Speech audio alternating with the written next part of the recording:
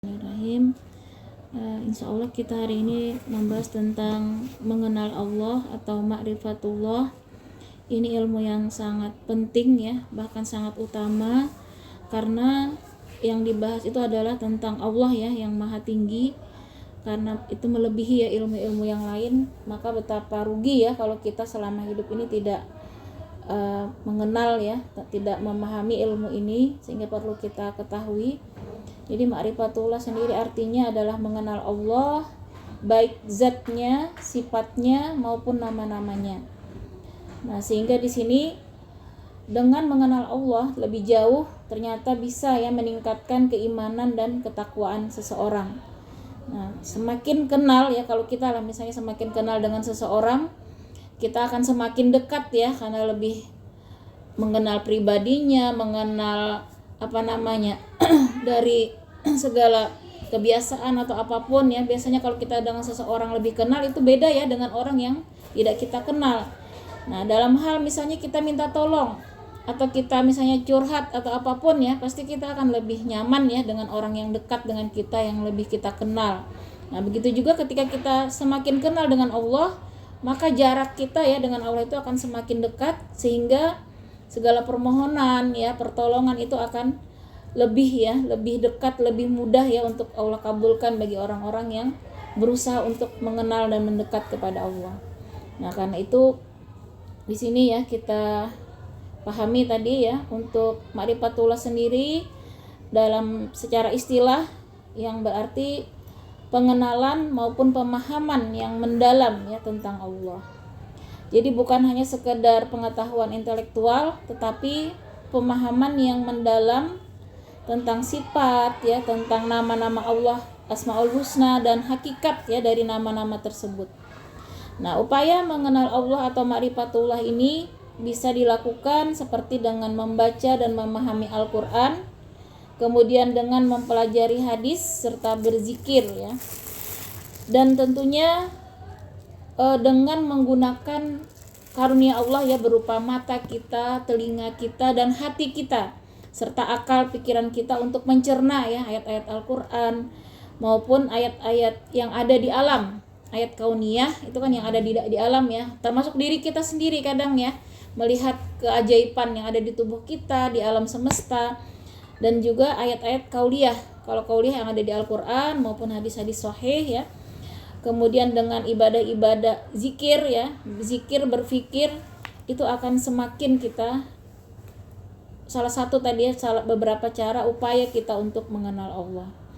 Nah, tujuannya mengapa kita perlu ya belajar ilmu ma'rifatullah ini adalah untuk senantiasa mendekatkan diri kepada Allah, sehingga tadi akan berdampak ya pada peningkatan keimanan dan ketakwaan, serta akan memotivasi kita untuk menjalankan ibadah dengan lebih baik ya. Nah, kalau kita lebih kenal dengan Allah yang maha sempurna, yang maha melihat ya, bahkan ke relung hati kita, yang maha mendengar, tentu kita akan berusaha menyempurnakan ya setiap ibadah kita. Nah, berusaha khusyuk, berusaha terhubung dengan Allah ya ketika sholat misalnya, karena kita kenal Allah maha mengetahui apa yang ada di dalam hati kita. Nah, kemudian ma'rifatullah ini juga ternyata dapat diartikan sebagai upaya untuk mengetahui jalan yang mengantarkan manusia untuk dekat kepada Allah. Nah, jadi dengan lebih memahami Allah, maka kita akan lebih jelas ya jalan untuk mendekatkan diri kepada Allah itu seperti apa. Termasuk kita akan mengenali rintangan dalam perjalanan mendekatkan diri kepada Allah. Nah, jalan mengenalinya tadi kita menggunakan ya sesempurna mungkin apa yang sudah Allah karuniakan, baik mata kita ketika kita melihat fenomena apapun ya, maka kita di situ berpikir di balik itu pasti ada hikmah, ada kebaikan yang Allah inginkan ya, karena tidak ada sesuatu yang buruk sebenarnya yang Allah jadikan di alam ini. Takdir itu semuanya baik bagi orang yang beriman, kata Rasul ya, karena ketika itu berupa musibah misalnya, ketika dia bersabar, maka itu luar biasa ya, mengangkat derajatnya dan mendapatkan pahala serta ampunan dari Allah. Sebaliknya ketika dia mendapatkan kesenangan dan dia bersyukur, maka itu juga akan terus ya meningkatkan nikmat yang Allah berikan, akan bertambah-tambah. Nah, karena itu dari sini ya Dari ma'rifat ini diharapkan tadi kita bisa menggunakan mata kita ya ketika melihat fenomena tadi, termasuk telinga kita mendengarkan ayat-ayat Allah ya, kita gunakan, dan juga hati kita untuk senantiasa berprasangka baik, kemudian hati kita senantiasa bersih ya dari sifat-sifat iri, dengki ya, dan segala keburukan. Termasuk juga akal pikiran kita gunakan memikirkan apa-apa yang sudah ada di alam ini yang Allah ciptakan, pasti ya ada hikmah, ada kebaikan untuk kita. Nah, di sini yang pertama kita pahami ya beberapa manfaat mengapa kita harus tadi belajar ilmu ma'rifatullah, mengenal Allah. Yang pertama manfaatnya tadi ya meningkatkan keimanan dan ketakwaan. Karena sebaik-baik derajat manusia di sisi Allah itu yang paling bertakwa ya. Kita sudah tahu, bukan yang paling banyak hartanya, bukan yang paling cantik, bukan yang paling tinggi jabatan. Allah tidak melihat itu semua ketika kita kembali. Semua embel-embel dunia itu tidak ada satupun yang menjadi pandangan Allah. Tetapi benar-benar hanya hati-hati kita ya ketika menghadap itu. Hati yang bersih, hati yang penuh keimanan dan ketakwaan, itulah yang meninggikan derajat kita di sisi Allah. Nah, ternyata semakin kita mengenal Allah, maka itu akan semakin meningkat ya keimanan kita dan ketakwaan kita. Bagaimana caranya mengenal Allah tadi? Melalui perenungan ya ayat-ayat Al-Qur'an, kemudian tanda-tanda kekuasaan di alam ini semesta ya. Ketika kita misalnya melihat fenomena bencana alam, kadang ya kalau kita ingat mukjizat ya, mukjizat juga tuh ya banyak. Bagaimana dulu Nabi Musa bisa membelah lautan ya sehingga bisa lewat, itu kan luar biasa. Kalau tidak ada yang maha kuasa kan tidak mungkin ya. Nah, maka dari itu kita yakin akhirnya bahwa ada yang maha kuasa di alam ini yang bisa menjadikan hal seperti itu. Termasuk Rasulullah dulu pernah membelah bulan ya, kemudian Nabi Nuh bisa membuat kapal yang sangat besar yang bisa menampung semua makhluk ya. Gajah 2 pasang masuk, bayangkan seperti apa kapalnya ya. Dan ketika Nabi Nuh itu semua bumi ini kan tenggelam, tidak ada satupun daratan yang muncul karena benar-benar tenggelam air bah yang sangat besar. Dan Nabi Nuh bisa membuat kapal itu karena petunjuk dari Allah. Kalau bukan petunjuk dari Allah, ilmu dari mana ya? Orang sekarang kalau mau bikin kapal baru ketemu hukum Archimedes dulu ya. Iya. Dulu kan nggak ada ya, bagaimana itu bisa? Karena bimbingan Allah ya. Termasuk juga mukjizat-mukjizat maupun fenomena-fenomena yang ada dalam diri kita saja. Kita sudah kadang berobat kemana-mana, tapi kalau memang Allah belum menyembuhkan ya, tidak bisa. Nah, begitu juga sepintar apapun manusia ya, kalau Allah tidak berkehendak, maka tidak akan bisa terjadi ya apa yang diinginkan. Nah, sehingga di sini kita sadari ya ada kekuasaan Allah ya di alam semesta. Kemudian senantiasa kita sadar ya akan kehadiran Allah. Allah selalu ada dan selalu mengawasi kita. Nah, ini perlu kita tanamkan ya, karena kita kenal Allah Maha melihat. Melihatnya Allah itu bahkan ke dalam lubuk hati kita Allah tahu. Apa yang tersirat dan apa yang kita ucapkan itu Allah tahu. Sehingga kita sadar betul ya pengawasan Allah, tidak ada satupun yang tidak tercatat ya di catatan amal kita ketika kita sudah balik ya. Maka harusnya ini mendorong kita ya untuk lebih berhati-hati ya kan ya, untuk berkata-kata kita berpikir dulu kalau kita katakan ini ada apa akibatnya. Seperti itu harusnya ketika kita sudah mengenal Allah itu maha teliti, maha sempurna, maha mendengar ya, maha melihat. Ketika kita berbuat, kita pikirkan dulu matang-matang, jangan sampai kita melakukan perkataan perbuatan tanpa berpikir. Nah, karena ini akan sia-sia. Karena ketika kita berkata-kata, berniat misalnya untuk kebaikan, itu akan pahalanya beda ya. Misalnya makan aja nih, makan itu kan rutinitas ya. Tapi ketika kita makan, ikuti adab Rasul, tangan kanan ya, kemudian kita cuci tangan, berdoa, kemudian kita niatkan makan ini untuk kesehatan supaya kita kuat ibadah, maka beda itu. Mungkin si A yang mengikuti adab dan niatnya lurus tadi untuk ibadah, bisa jadi dia dapat misalnya 700 kali lipat. Kan Allah katakan di Al-Quran itu berlipat-lipat ibadah sesuai dengan keikhlasan, kemudian adabnya apakah sesuai dengan yang dituntunkan Rasul ya. Bisa jadi yang rutinitas biasa gak dapat apa-apa, bahkan bisa jadi kena dosa ya karena tidak ada adabnya. Mungkin terus juga niatnya hanya untuk nafsu. Kan ada tuh orang niat nafsu mukbang itu ya apa sebenarnya kan ya. Apalagi niatnya sudah untuk konten segala macam ya, dan menyiksa, bahkan ada yang meninggal dulu ya gara-gara seperti itu, nauzubillah min dzalik ya. Jadi hal perkara yang mungkin kita anggap biasa, ketika kita itu sadar ya bahwa semua itu dihisab, maka kita berpikir benar-benar ya apa ini dampak dari yang akan kita lakukan.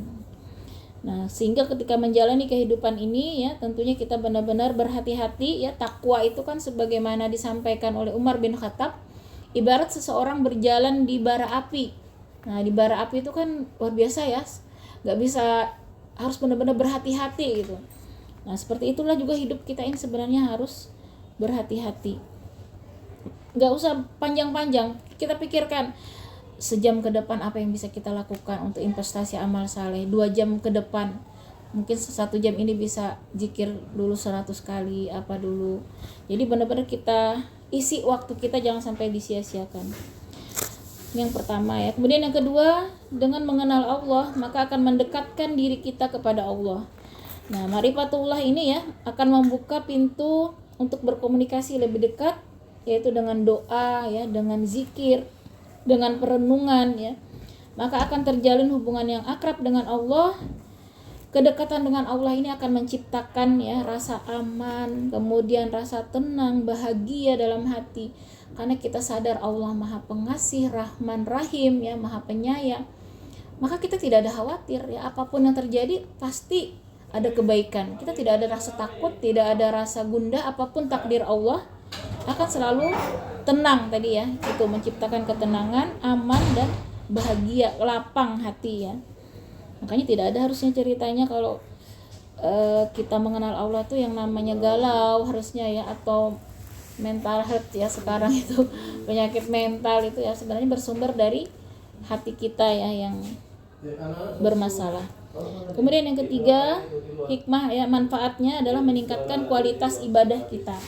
Nah, jadi harusnya orang yang mengenal Allah itu akan lebih bersemangat ya dalam beribadah, karena merasa bahwa ibadahnya itu ya adalah bentuk syukur. Jadi ibadah itu adalah bukti syukur dan cinta kita sebenarnya. Karena nikmat Allah ini kan luar biasa ya. Fa bi ayyi ala'i rabbikuma tukazziban, kata Allah ya di surah Ar-Rahman, itu sangat banyak ya nikmat kita. Kita akan sadar ketika suatu saat hilang lah nikmat, kayak kemarin misalnya Covid ya, harus beli oksigen ya. Itu satu tabung kecil aja berapa tuh? Ada yang 700 ya, 25 cc. Padahal kita sehari ini berapa cc ya? Kalau dihitung-hitung bisa jadi, ada yang menghitung tuh katanya sekitar 4 sampai 5 juta harusnya. Kalau sehari kebutuhan oksigen kita itu dihitung dengan uang, betapa sebulan kita harus bayar berapa gitu sama Allah. Belum yang lain ya, baru oksigen. Belum lagi nanti nikmat-nikmat yang lain ya yang kita perlukan ya. Jadi luar biasa sebenarnya nikmat Allah itu tidak bisa kita hitung ya. Maka ibadah kita tuh sungguh-sungguh kita bersyukur ya, karena Allah berjanji ketika kita bersyukur, nikmat itu akan Allah tambah nikmat mata. Mudah-mudahan lah dengan kita bersyukur terus kita sampai ibaratnya tua ya, kita masih melihat dengan jelas, bisa baca Quran ya kan, kemudian bisa jalan, bisa sehat tetap ya, melakukan ibadah dengan sempurna. Itulah harapan kita ya ketika kita bersyukur, sehingga nikmat Allah ini terus bertambah ya. Dan juga bukti cinta ya, cinta kita kepada Allah. Coba tuh kalau kita misalnya diberikan seseorang ya hadiah misalnya, jangankan emas saja misalnya 10 gram ya, udah senang banget mungkin ya, atau diberikan benda berharga gitu. Padahal nikmat Allah itu jauh ya kan. Coba pernah dikatakan mata kamu diambil gitu, dibayar 1 miliar, mau nggak gitu kan? Nah pasti kita nggak mau. Padahal lebih dari itu ya, karena kita nggak sadar ya kan. Nah, bahwa nikmat Allah itu ternyata luar biasa, sangat ya besar. Nah cinta itu adalah bukti cinta Allah kepada kita. Nah kadang orang kan bingung ya, gimana kok bisa kadang selamat gitu, padahal kalau dihitung-hitung pasti meninggal. Nah itulah kadang cara Allah ya menyelamat. Saya ingat itu cerita yang tsunami itu, banyak kejadian-kejadiannya, mereka sampai di luar nalar bisa selamat dari terkaman itu. Ya disitulah ada cinta Allah. Allah tuh tidak pernah diam ya, Allah tahu. Bahkan ketika kita sembunyi dimanapun, dalam gelap gulita, semut sekalipun di dalam batu hitam, kata Allah tahu. Nah, jadi cinta Allah itu selalu dalam penjagaannya. Nah, jadi harusnya ini meningkatkan kualitas ibadah kita. Jadi ketika kita ibadah itu yang terpenting kualitas, itu lebih penting daripada kuantitas ya. Kita jangan hanya mengejar banyak tapi tidak ada yang diterima, kan rugi ya. Makanya ketika sholat benar-benar di awal itu kita istighfar, kita niatkan lurus mengharap ridha Allah, mudahan sholat ini diterima. Jadi sehingga kita khusyuk betul ya. Nah, ini harusnya kualitas ibadah kita. Ketika kita baca Quran juga kita sungguh-sungguh ya, berharap bacaan kita ini Allah terima. Penuh kesadaran, ini yang penting ya, kesadaran dan keikhlasan. Nah, kemudian yang keempat, ma'rifatullah ini juga akan meningkatkan ya akhlak yang lebih baik. Nah, semakin mengenal Allah, maka harusnya membuat seseorang itu lebih peduli ya terhadap hak orang lain dan berusaha menjadi pribadi yang baik, penuh kasih sayang dan bijaksana. Nah, jadi kalau kita lihat ya bagaimana Allah dalam hadis ya, barang siapa tidak menyayangi maka tidak disayang ya oleh Allah. Maka kita juga bagaimana bentuk sayang itu? Kak Rasul pernah bertanya ya, kalian mengaku mencintai aku, kata Rasul. Maka sahabat menjawab, ada sahabat yang menjawab, aku mencintaimu Rasul melebihi apapun kecuali diriku sendiri, katanya. Kata Rasul, itu belum cinta. Nah, ternyata cinta itu bahkan kata Rasul, kalau kamu bisa mencintaiku melebihi cintamu kepada diriku, kepada dirimu sendiri. Nah, itu baru cinta. Masya Allah ya. Kita ingat bagaimana Rasulullah dilindungi ya, sekitar berapa orang itu di perang Uhud ya, sampai yang hancur tidak dikenali ya, dia sebagai benteng Rasul. Itulah ya cintanya sahabat ya, saking cintanya dia mengorbankan dirinya sendiri untuk keselamatan Rasul.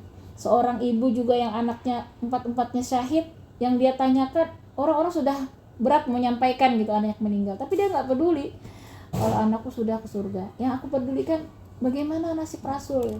Nah, itulah cintanya sahabat, itu luar biasa, sehingga orang-orang barat itu juga terheran-heran, kok bisa gitu ya sahabat itu saking cintanya Rasul itu meludah tidak pernah sampai jatuh, selalu rebutan bekas wudhu Rasul. Ya kita jangan kira jijik ya, karena beda ya, Rasul itu harum katanya, luar biasa ya.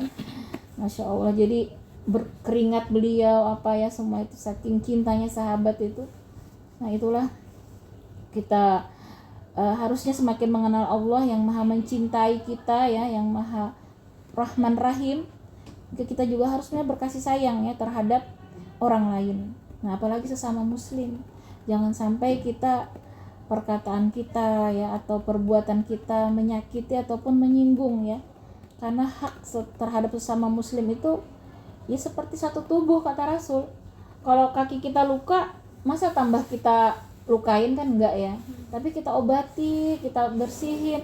Begitu juga ada saudara kita misalnya aibnya terbongkar apa, bukan kita umbar, tapi kita justru kita tabayun ya. Yang pertama tuh kalau ada info-info tabayun, kalaupun ini ya justru ditutupi ya, jangan tambah diumbar. Itulah yang sekarang ini luar biasa ya, di zaman sekarang ini bukannya menutupi, kadang malah tambah dibongkar ya, yang harusnya urusan pribadi ya, urusan dalam rumah sudah terbongkar sealam semesta ya, nauzubillah min dzalik ya.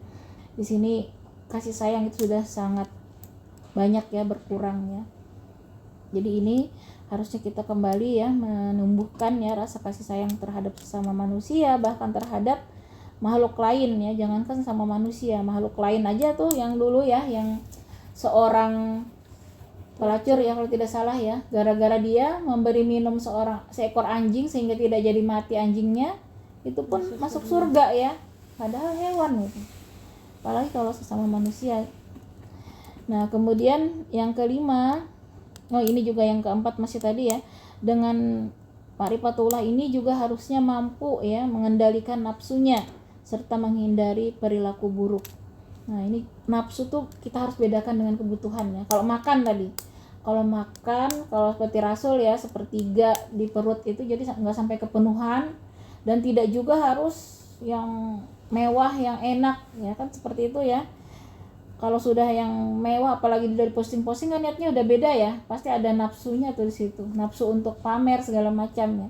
Sementara kalau kebutuhan kita ya tidak banyak ya. termasuk perilaku buruk ya sekarang ini. Aduh, ini perlu nih anak-anak nanti ya mungkin diingatkan bahasanya itu luar biasa. Bahasa saya tadi di masjid itu naudzubillah min zalik ya, manggil temannya anjing apa itu, naudzubillah min zalik, bodoh apa itu, kayak biasa sekali. Merasa keren. Iya. Astagfirullah. Mereka tuh merasa keren, makanya yang mabuk cok itu Iya. mereka kan nggak tahu artinya, Bu. Iya, nanti mungkin ini ya minta tolong di kelas kita sama-sama lah ya mengingatkan, karena ini kata-kata itu cerminan iman kita sebenarnya. Apa yang perlu ibarat teko lah, teko itu menuangkan isinya. Kalau isinya teh berarti dalam teko teh.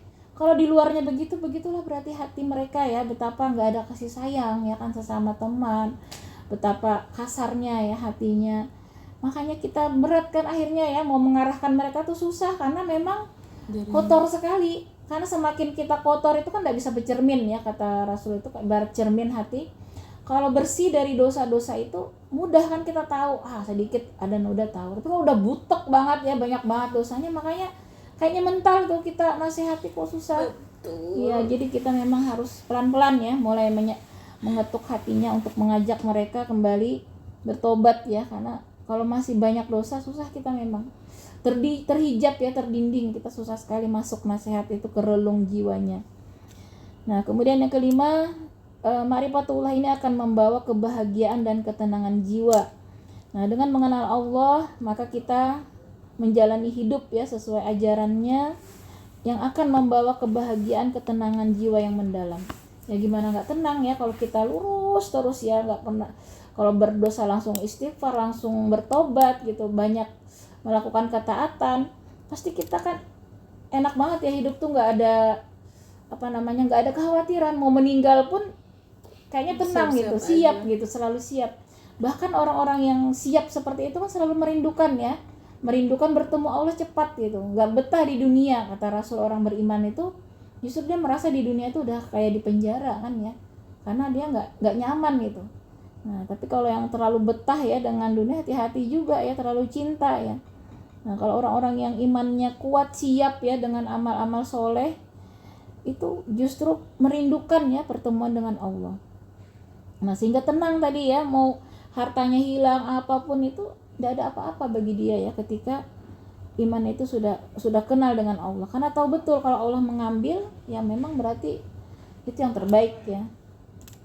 Dan orang yang mengenal Allah ini tadi ya akan selalu siap ya menghadapi cobaan hidup, dan merasa bahwa setiap peristiwa itu ya adalah bagian dari rencana Allah yang indah.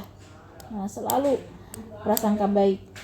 Yang keenam, ma'rifatullah ini akan memotivasi kita untuk selalu berbuat baik ya, karena tadi sadar bahwa Allah Maha melihat ya, mencatat setiap amal perbuatan, sehingga menjadi motivasi utama ya untuk berbuat baik dan menghindari perbuatan buruk ya. Kalau kita sadar, subhanallah walhamdulillah wala ilaha illallah wallahu akbar, kata Allah, itu sudah dibuatkan satu kebun di surga. Nah, la ilaha illallah subhanallah wa bihamdi, kata Allah, itu pahalanya sama dengan membebaskan budak. Nah, luar biasa kan ya. Qul huwallah ya, al-ikhlas 10 kali dapat satu istana di surga. Nah, kalau kita tahu ya seperti itu, tentu kita akan semangat ya kan ya, tidak mau menyia-nyiakan waktu. Sebaliknya perkataan buruk ya, hanya mungkin satu kata, dua kata, itu bisa kata Allah melemparkan kamu bahkan 70 tahun perjalanan ke jurang neraka. Jadi kata-kata itu tidak bisa sembarangan, karena kata-kata itu masuknya jauh lebih dalam daripada pisau ya kan. Kalau pisau mungkin ya fisik ya kan, tapi kalau sudah masuk ke hati dan membekas ya, itu nggak bisa hilang kan, seumur hidup aja bisa ingat itu ya. Nah, kalau luka sembuh ya kadang sudah selesai. Kalau hati itulah yang sulit ya, kalau sudah kata-kata yang menusuk ya sampai ke hati ya. Nah, karena itu harusnya ya juga dengan semakin kita mengenal Allah, maka kita termotivasi untuk selalu berbuat baik dan menghindari perbuatan buruk. Nah, orang yang mengenal Allah juga akan selalu berusaha untuk mendapatkan ridha Allah ya, karena nilai terbaik ya dari niat ya melakukan apapun itu, ketika niatnya itu mengharap ridha Allah semata. Serta menjauhi segala hal yang menyebabkan murka Allah. Nah, kita takut sekali ya kalau sampai Allah murka. Di Al-Quran itu ya, Allah biarkan akhirnya kita tersesat. Seperti orang sumun, bukmun, umyun, kata Allah. Fahum la yarji'un, seperti orang yang bisu, buta matanya ya, nggak mendengar gitu ya. Tidak ada efeknya lagi. Nah, ini yang kita khawatirkan ya, ketika kita semakin bermaksiat, semakin menjauhi Allah, itu semakin Allah jauhi dan sampai Allah tutup akhirnya ya hatinya, sampai bisa-bisa murtad ya, kekafiran. Itu sudah seburuk-buruk ya azab ya kalau sampai. Jadi jangan dikira musibah itu cuma ketika kita sakit, ketika kita kecelakaan misalnya. Kalau bagi ulama ya, ketika kita sholat sudah nggak khusyuk, ibadah udah nggak semangat, itu musibah sangat besar bagi mereka, karena berarti banyak dosa. Nah, jadi penyebab musibah itu kan di Al-Quran ya, di Asy-Syura ayat 30 itu tidak lain karena dosa-dosamu sendiri. Nah, kemudian yang terakhir adalah dengan ma'rifatullah, ini kita akan lebih memahami tujuan hidup ya. Nah, dengan mengenal Allah, ini akan membantu kita ya untuk lebih paham tujuan hidup kita. Di Az-Zariyat ya 56, wa ma khalaqtul jinna wal insa illa liya'budun. Itu aja loh Allah minta. Allah hanya menginginkan kita itu beribadah ya, dalam hidup itu beribadah. Bukan berarti kita dari bangun sampai tidur lagi tuh sholat, zikir, ngaji, bukan. Kita ke kantor, jalan, niatkan memberikan ilmu, maka itu juga ibadah sangat besar ya. Nah, jadi bisa jadi bernilai jihad bahkan ya. Ketika kita makan pun tadi ya, ke kamar mandi sekalipun, ikuti adab-adab yang dituntunkan Rasul, itu juga jadi ibadah loh, nggak ada yang sia-sia. Motong kuku aja ada ya kan caranya Rasul ya. Mulai mana dulu, sini kita ikuti itu, ikuti sunnahnya hari Jumat misalnya, ikuti caranya, jadi ibadah. Nah, maka semua bisa dari 24 jam itu bisa kita semaksimal mungkin ya menjadi ibadah kalau yang pertama niatnya ikhlas karena Allah, yang kedua caranya harus kita cari ya tuntunan Rasulullah seperti apa, maka itu akan bernilai ibadah semuanya. Nah, inilah ya dengan mengenal Allah harusnya akan memberikan makna ya pada hidup kita dan arah hidup kita, sehingga kita tidak akan tersesat ya kalau kita lebih kenal Allah. Karena selalu dituntun tadi, kalau kita mengenal Allah akan dituntun, diberi petunjuk, sehingga nggak akan kehilangan tujuan. Nah, seperti itu ya, mudah-mudahan ilmu ini ya kita kejar itu selama kita hidup ya, berusaha bagaimana kita